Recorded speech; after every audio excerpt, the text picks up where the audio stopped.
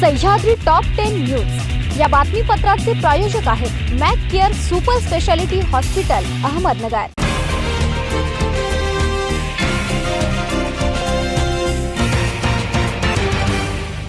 नमस्कार, मी साक्षी न्यूज 24 सह्याद्रीमध्ये तुमचं स्वागत। पाहूया अहिल्यानगर जिल्ह्यातील महत्त्वपूर्ण बातम्यांचा आढावा सह्याद्री टॉप 10 मध्ये। अहिल्यानगर जिल्ह्यातून हद्दपार करण्यात आलेल्या एका सराईत आरोपी शहरातील नेहरू नगर परिसरातून स्थानिक गुन्हे शाखेच्या पथकाने ताब्यात घेतला। हद्दपार आदेशाचे उल्लंघन केल्याप्रकरणी त्याच्या विरोधात श्रीरामपूर शहर पोलीस ठाण्यात गुन्हा दाखल करण्यात आला। पोलीस अधीक्षक मोमक्का सुदर्शन यांच्या आदेशानुसार व स्थानिक गुन्हे शाखेचे पोलीस निरीक्षक संतोष मुटकुळे यांच्या मार्गदर्शनाखाली हद्दपार आरोपीचा शोध घेण्यासाठी विशेष पथकाची नियुक्ती करण्यात आली होती। पोलीस उपनिरीक्षक विकास जाधव यांच्या नेतृत्वाखाली पोलीस अंमलदार रिचर्ड गायकवाड, श्याम सुंदर जाधव आणि विशाल तनपुरे यांनी ही कारवाई केली आहे। पाथर्डी तालुक्यातील अत्याचार प्रकरणातील संशयित गणेश बाळासाहेब मस्के याला पाथर्डी पोलीस ठाण्यातून पळून जाण्यास पोलीस कर्मचाऱ्याने मदत केल्याचा आरोप करण्यात आलाय। दिनांक 16 जुलै रोजी गुन्हा दाखल करण्याच्या प्रक्रियेदरम्यान गणेश मस्के याला पोलीस ठाण्यातील एका खोलीत बसवण्यात आलं होतं। संबंधित कर्मचारी वारंवार त्या खोलीत ये-जा करत असल्याचं सांगितलं जात असून तैनात होमगार्ड काही वेळेसाठी तेथून गेल्यानंतर संशयित पसार झाल्याची चर्चा आहे। पिकाच्या वाढीसाठी युरिया खताची अत्यंत गरज असताना मोठ्या अडचणीत सापडलाय। संबंधित विभागाच्या गोदामामध्ये 90 ते 100 टन युरिया खताचा बफर स्लॉट उपलब्ध असल्याची माहिती समोर येत असताना अधिकारी वर्गाकडून विक्रीसाठी परवानगी न मिळाल्याने शेतकऱ्यांना खतापासून वंचित राहावं लागतंय। श्रीरामपूर येथील व्यापारी, व्यावसायिक व उद्योजक यांना कोणी त्रास देत असेल किंवा कोणीही दबाव टाकून दहशत करत असेल तर सरळ आमच्याकडे तक्रार करा। तक्रार दाखल करून न घेतल्यास माझ्याशी संपर्क साधा। आपल्या तक्रारीची दखल घेतली जाईल। आम्ही तुमच्या सोबत आहोत। तसेच प्रत्येक ठिकाणी बीट इन्चार्ज प्रणाली राबवण्यात येणार आहे। सुरक्षेची नियमावली केवळ कागदावरच न राहता प्रत्यक्ष बिल्डवर राबवली जाणार आहे, अशी ग्वाही पोलीस अधीक्षक मोमक्का सुदर्शन यांनी दिली आहे। यावेळी व्यापारी व उद्योजकांनी अनेक मोठ्या प्रकरणावर तक्रारी मांडल्या।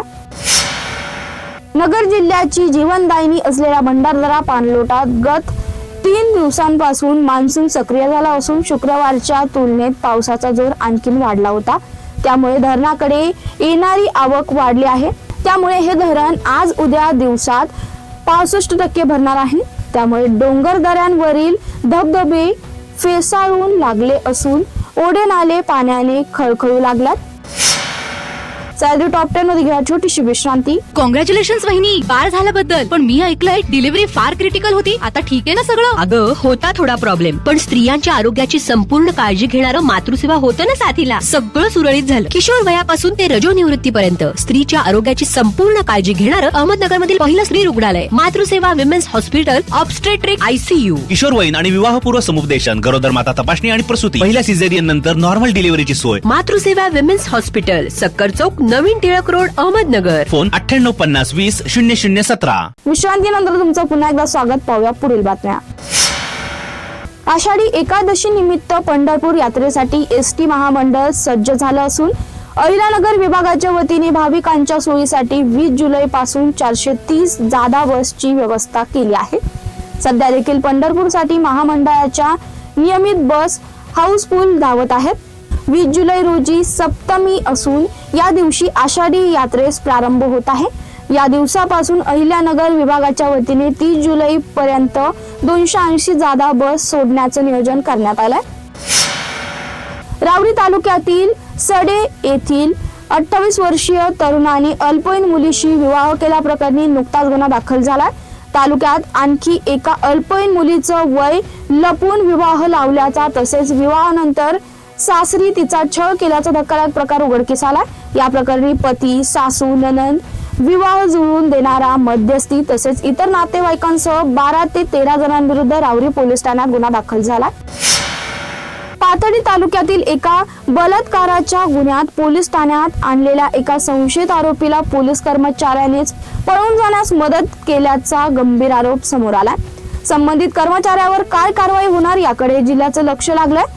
मिळालेल्या माहितीनुसार गुरुवारी बलात्कार प्रकरणातील संशयित गणेश बाळासाहेब म्हस्के हा गुन्हा दाखल होण्याच्या प्रक्रियेदरम्यान पाथर्डी पोलीस ठाण्यात उपस्थित होता.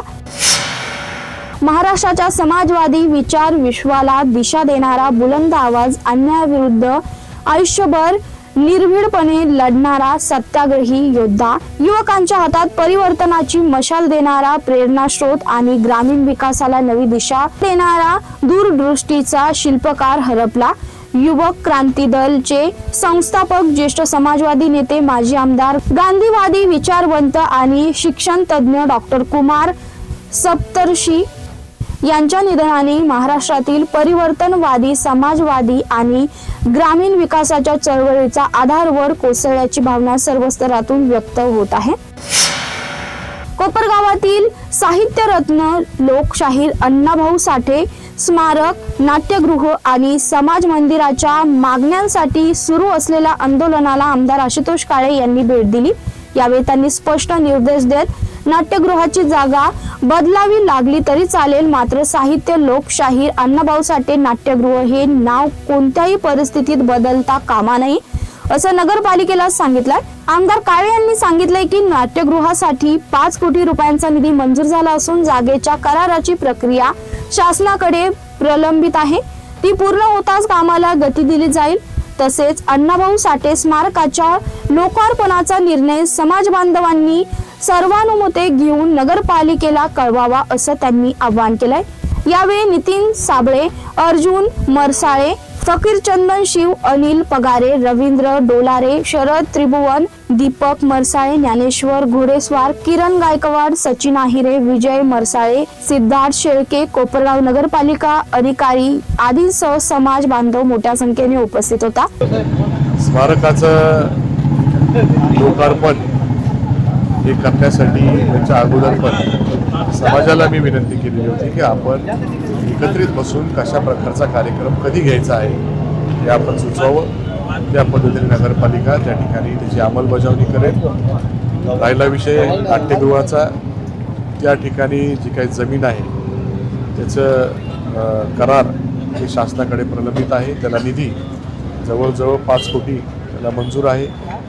त्या जमिनीचा विषय शासनाकडनं भाडे कराराचा झाला का ते काम निश्चितपणाने करता येईल.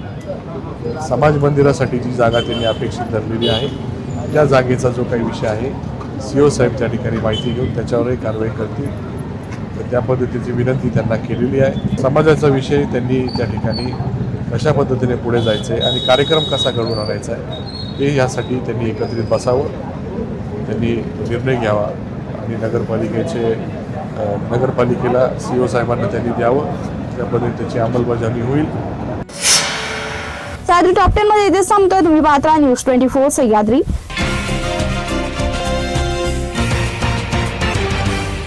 सह्याद्री टॉप 10 न्यूज या बातमीपत्राचे प्रायोजक होते Mac care super speciality hospital, Ahmednagar.